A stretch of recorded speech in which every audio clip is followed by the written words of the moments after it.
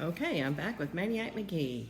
Remember, he was going to the birthday party and he said he wanted to bring a guest, and they told him he was welcome to? So let's find out, who did he bring? Chapter 41. The McNabb boys didn't know whom they did expect Maniac to bring to the party, but one thing for sure, they did not expect him to come walking through the front door with a black kid. And that was only half of it. From the way the kid swaggered in, from the candy bar that jutted like a chocolate stogie from the corner of his mouth, from the ripstone evil scowl on his face, the kid had to be none other than Mars Bars Thompson himself. If black meant bad, if black meant in-your-face nastiness, if black meant as far from white as you could get, then Mars Bars Thompson was the blackest of the black. Here, in the middle of their living room. Stopping the party, the neighborhood kids, the Cobras, even George McNabb, stopping them dead as traffic. Just walked in through the front door, the steel door, breezed right on in, past the bars, standing there, I own this jointing there, before they knew what was happening, before anyone could reach for anything. Wouldn't you like to have seen their face, knowing what racist people they are? Which of course is just what Maniac had had in mind. Remembering how little Grayson had known about black people and black homes, thinking of the McNabbs' wrong-headed notions, thinking of Mars Bar's knee-jerk reaction to anyone wearing white skin, and thinking, naturally, what else would you expect? Whites never go inside blacks' homes, much less inside their thoughts and feelings, and blacks is just are ignorant of whites. What white kid could hate blacks after spending 5 minutes in the Beals house? And what black kid could hate whites after answering Mrs. Pickwell's dinner whistle? But the East Enders stayed in the East, and the West Enders stayed in the West, and the less they knew about each other, the more they invented. It hadn't been easy fighting Mars Bar, taking all his lip about cheating on the race, taking some bumps, some shoves, Mars goading him to fight. Do you blame him after Maniac ran backwards to finish the race? But keeping his own cool, watching Mars Bar glare for glare, telling him he wasn't as bad as he thought he was, really stoking him now, making him slam his candy bar to the ground. No? You gonna tell me why I ain't so bad, fish? Go ahead before I waste you. Chest to chest, keeping cool, letting Mars do all the huffing. Simple. You don't cross Hector. You stay over here where it's safe. How bad would you be over there? Stepping back, then folding his arms, smugging it up just enough. Standing there in his white skin, gazing nonchalantly about 6 blocks deep in the heart of the black side. Guess that makes me badder than you. They did not go straight to the McNabbs. First, they went to the Pickwells. Maniac wanted Mars Bar to see the best the West End had to answer. The little Pickwells made as much fuss over Mars Bar as over Maniac. They believed, as did all little kids in the West End, that he carried 100 Mars Bars with him at all times. Not surprisingly, Mrs. Pickwell never batted an eye when she saw who was coming to dinner. It was quite a sight, all right. 16 Pickwells, plus Maniac, plus a down-and-out golf caddy, 18 so-called white faces, and Mars Bar Thompson. To his credit, Mars Bar didn't use the word fish belly or honky once, though on one occasion he did bend the truth a mite. When a Pickwell kid asked him if it was true about the famous race in April, did Maniac really beat him going backwards? Mars Bar studied his fork for a minute and said, yeah, he went backward. But you got the story wrong. Wasn't me he beat, was my brother, Milky Way. The little kids couldn't understand why the grown-ups laughed for 5 minutes after that. As for Mars Bars himself, his expression never changed until the dinner was almost over, when the littlest non-baby Pickwell, Dolly called him Mr. Bar. And even then it wasn't so much a smile as a crack in the glare. Even if Mars wasn't letting on, Maniac could tell he was pleased to learn his fame had spread to the West. When they left, half the Pickwell kids followed them, begging Mars to perform his legendary feat of stopping traffic. Don't, Maniac warned. It might not work over here. But the Pickwells persisted, and when they reached Marshall Street, Mars Bar commanded, Stay here, and stepped into the traffic. Not only did he shamble, jive, shuck, and hip doodle at his own sweet pace, he did something he'd never even done in the East End.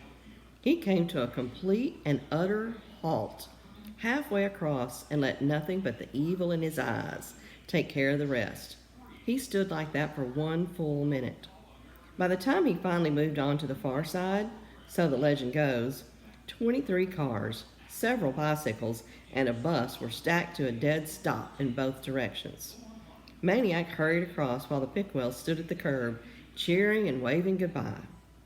But no one was cheering now in Fort McNabb, and Maniac knew that despite the swagger and the scowl and the chocolate stogie, Mars Bars Thompson was one uneasy dude. Now, do you think that is part of the tall tale, this legend of him stopping traffic, or do you think that's realistic fiction? Do you think that he really had that much influence and gave that evil of a look? Okay, but back to the McNabb house, where we see what's going to go on. Chapter 42. George McNabb was the first to speak up. He was stretched out on the only new piece of furniture in the house, a tilt-back lounge chair. Said McNabb, "What's he doing here?" The awkward silence that followed was mercifully broken by Piper, tugging on Maniac's arm. "Where's my birthday present? What'd you get me?" Maniac pulled the present from his pocket. Piper exclaimed, "A watch?" "No," said Maniac, "a compass. It tells you which direction you're going." "Like to the ocean?" asked Russell. "The ocean, Mexico, anywhere in the world. Only one thing." "What's that?" Maniac took the compass from Piper's hand. "I'm keeping it till school's over. If you go every day, both of you, then you can have it back and sail around the world." "On our raft?" Piper cheered. "Is it a deal?" Piper and Russell and Maniac did a three-way high five. "It's a deal!" George McNabb pulled himself up from the easy chair and shuffled into the kitchen. He wore bare-backed slippers over bare feet. His wide ankles were dirty. He took a beer can from the fridge and headed for the steps. "Let me know when it leaves," he said, and went upstairs. Let me know when it leaves? Maniac could feel the voltage that surged through Mars bars and crackled black lightning from his eyes. Quickly he clapped his hands. "Hey, isn't this a party? Where's the games?" So they played games, silly games, whose main object seemed to be shrieking and screaming. Mars Bar allowed himself to be dragged into them, but his jaw was clenched, and his eyes kept straying to the gaping hole in the ceiling, and to the cobras, who were slouching against the walls and the baseboards, sipping beer and watching his every move. None of them had spoken since Mars and Maniac walked in. Of course, as far as the little kids were concerned, the highlight of the whole party was not the birthday boy, Piper McNabb, but the McNabb's new pillbox. Remember the fort they've been building with the concrete cinder blocks? They found every excuse to stay inside it. They fought over space at the narrow gunnery slots. When Mars Bars whispered to Maniac, "What is that?" Maniac said it was a bomb shelter. Why do you think he lied to him instead of telling him the truth? Then Russell called, "Let's play Rebels. White's in the pillbox, black's outside." A cheer went up and a dozen kids stampeded into the pillbox. Their gables circled the cinder block walls and popped from the gunnery slots. "I'm going to be white." "I'm white." "Me too." "Too many in here. We need more blacks." "Not me." "Not me." "We ain't got enough guns. Only the ones with the guns are in. The rest of you get out. You're black." "Give me a gun." "I had it first." "Come on, you meatballs. Blacks is the best part. You get to charge." "Yeah, we get to lose."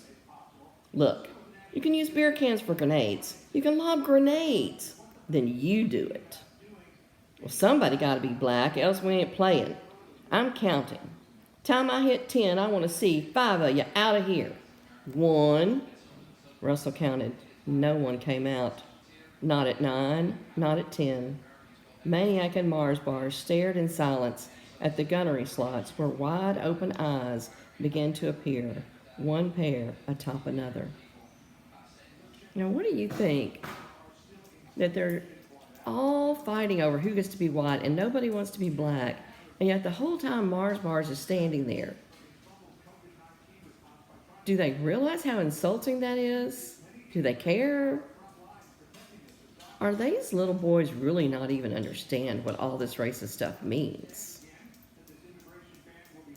Something is very confusing there, isn't it? The three words that Mars Bar sneered, the joke that he spat out, yeah, bomb shelter, did not even have the moment to themselves, for just then another word, Geronimo, came plunging from the sky and landed with a floor-jarring, heart-stopping crash directly behind him. A cobra had jumped from the hole, a fat, red-haired cobra, who was now rolling on the floor and laughing so hard, as were all the cobras, that his face matched the color of his hair. You see him? You see him jump? I never see his face. Somebody check out his pants. Check out his drawers. Oh man. Maniac had to wrap Mars Bars in a bear hug to keep him from charging the fat red roller. The laughter stopped as if cut by scissors. The cobras were standing. John McNabb sauntered forward. You got a problem, Sonny? That wasn't funny, John, said Maniac. He could have been hurt. McNabb kept his eyes on Mars Bars. I ain't talking to you, McGee. I'm talking to Sonny here. Don't you like our parties, Sonny boy? Mars Bars strained against Maniac's arms. You ain't got to worry about me coming to no more of your parties, Fishbelly.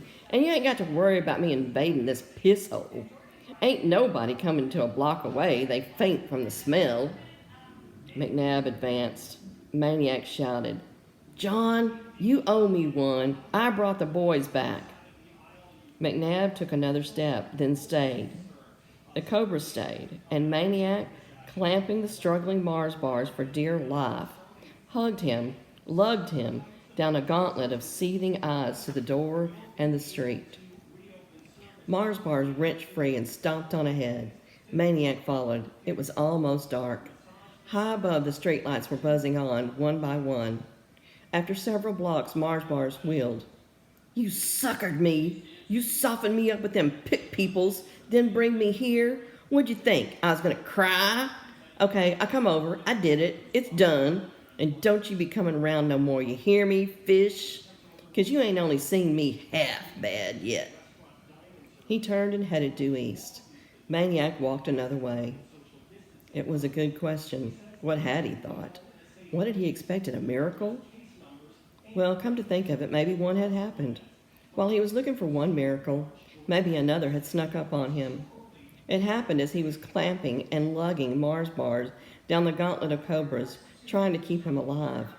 And what was Mars Bars doing? Fighting him, Maniac, straining to get loose and bust some cobras. Outnumbered, outweighed, but not outhearted. That's when Maniac felt it. Pride for this East End warrior whom Maniac could feel trembling in his arms. Scared as any normal kid would be, but not showing it to them. Yeah, you're bad all right, Mars Bars. You're more than bad. You're good. Maniac stopped. He'd been walking in circles. It was dark. He turned one way, then another, for the briefest moment thinking to go home, thinking it's time to go home now, then remembering that once again he had no home to go to. I think that Maniac again had high hopes and a good plan. He thought that maybe he could try to bridge this gap of racism. Was it a good idea? Was it a good plan?